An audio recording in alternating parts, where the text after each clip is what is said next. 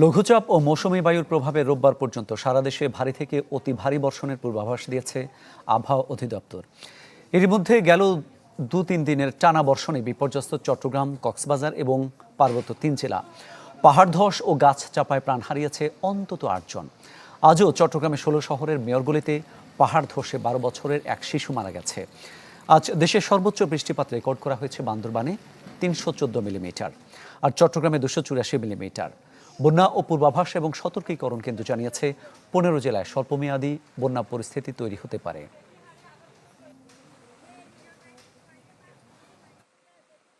খুলনা, বরিশাল, চট্টগ্রাম, রংপুর, ময়মনসিংহ এবং সিলেটে বৃষ্টিপাতের তীব্রতা অনেকটাই বেশি। সেখানে একটি ভারী বর্ষণের সতর্কবার্তাও রয়েছে। উত্তর পূর্বাঞ্চলীয় সিলেট, ময়মনসিংহ বিভাগেও স্বল্পমেয়াদী বন্যার ঝুঁকি রয়েছে। আর উত্তরাঞ্চলীয় তিস্তা নদী অববাহিকাতে অর্থাৎ লালমনিরহাট, নীলফামারী জেলাতে এবং রংপুর জেলার কিছু নিম্নাঞ্চলে বন্যার ঝুঁকি রয়েছে।